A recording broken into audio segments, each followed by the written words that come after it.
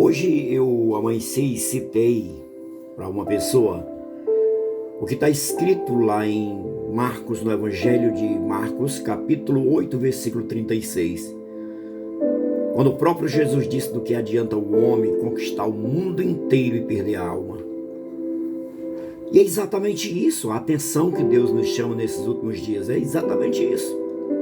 É atentarmos não apenas para o que é físico, para o que é material, mas também canalizar, ou primeiro canalizar para o que é imaterial, o que é espiritual. Quando Cristo ele diz lá em Mateus capítulo 6, versículo 33, busca em primeiro lugar o reino e a sua justiça e as demais coisas serão acrescentadas, porque ele sabe, Cristo sabe. Quando o diabo vai lá em Mateus capítulo 4, quando ele vai oferecer para Jesus, ele disse: eu te dou tudo isso, todas as riquezas, todas as belezas do mundo, todas as conquistas do mundo eu te entrego, se você se prostrar e me adorar. Agora escuta bem, vamos entender esse texto. Se você se prostrar e me adorar, o prostrado me adorar. Jesus disse: não, só a Deus adorarás e só a Ele darás culto. O que acontece, querido, é que muitas vezes nós nos prostramos diante dos nossos alvos, diante das nossas conquistas, nós nos prostramos. E muitas vezes esquecemos ou deixamos o reino de lado e nos prostramos diante das nossas conquistas, dos nossos alvos. E você olhar para os seus alvos, para as suas conquistas, nunca foi errado e nem vai ser errado. Entendeu? Aí eu quero ser rico, então eu vou correr atrás da minha riqueza. Eu não posso esquecer que eu tenho um lado espiritual. Foi exatamente isso que Jesus chamou a atenção. No Evangelho de Marcos, capítulo de número 8, lá no versículo de número 34, ele diz o seguinte: depois ele chamou seus discípulos e o povo para virem ouvir. Se qualquer um de vocês quiser ser meu seguidor, disse-lhe ele, deve pôr de lado os seus próprios prazeres, tomar sobre os ombros a sua cruz e seguir-me de perto. Aí ele disse: você quer ser meu seguidor? Você quer ser meu discípulo? A primeira coisa que você tem que fazer, deixe os seus prazeres de lado. Coloque os teus prazeres de lado, viva a minha vontade, ou seja, toma a cruz. Tome a sua cruz. E tomar a cruz, segundo o que Lucas ele escreve, esse mesmo texto, ele diz o seguinte: dia a dia tome a sua cruz. Ou seja, todos os dias você tem que fazer com que os teus prazeres, as tuas vontades, os teus desejos estejam abaixo dos desejos por Deus. Esteja abaixo dos prazeres pelas coisas de Deus.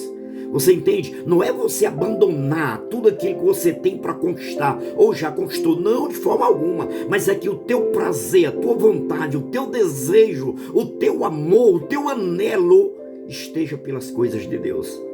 Você entende?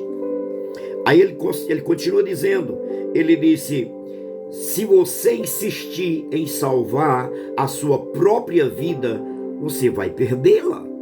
Você vai perdê-la. Somente aqueles que põem de lado a sua vida por minha causa e por causa do Evangelho, das boas novas, é que saberão realmente o que significa viver. Coisa linda, não é? Ele disse: aqueles que começarem a colocar o Evangelho, aqueles que começarem a colocar os propósitos de Deus acima dos seus propósitos, o prazer pelas coisas de Deus acima do prazer pelas suas próprias coisas, ele disse: isso aí sim, esse aí entende o significado do que é viver. Esse aí entendeu. Aí diz mais ainda: e qual é o proveito que um homem tira se ele ganhar o mundo inteiro e perder a sua alma? Ele diz: que proveito esse homem teve? Ou seja, que proveito esse homem teve de conquistar tudo aquilo que ele quis conquistar? Que proveito esse homem teve de subir em todos os pódios que ele planejou, que ele visualizou? Mas perder a alma, perder o sentimento, trocar o sentimento. Ele disse: que proveito vai ter esse homem? Ele não vai aproveitar em nada. Quantas pessoas que focaram mesmo e conquistaram, e isso é bom quando você tem foco e quando você conquista. Mas muitas vezes ele conquista aquilo que ele colocou como alvo na sua vida, como prioridade na sua vida. Mas quando ele está lá em cima do pódio, ele vai olhar: poxa, e agora o que é que eu faço com isso? E muitas vezes entra a tristeza, entra o desespero, o desânimo. Entra porque falta. Não é somente as minhas conquistas, mas é Deus, é a presença de Deus na minha vida. É a vivência do Evangelho. É a comunhão, o relacionamento, é a intimidade com Deus que vai me dar prazer, né, de conquistar e viver as minhas conquistas. Porque se eu não tiver essa intimidade, esse relacionamento íntimo com Deus, eu não vou ter prazer nas minhas conquistas. E ele diz mais ainda: porque há alguma coisa que valha mais do que a alma dele? Será se existe alguma coisa mais valiosa do que a tua alma, meu irmão? Do que a tua alma, minha irmã? Do que a tua alma, meu amigo e minha amiga? Será se existe coisa mais valiosa do que a tua parte espiritual? Será? Será se a tua beleza exterior, ela é mais avaliada por Deus do que a beleza interior, do que a tua alma?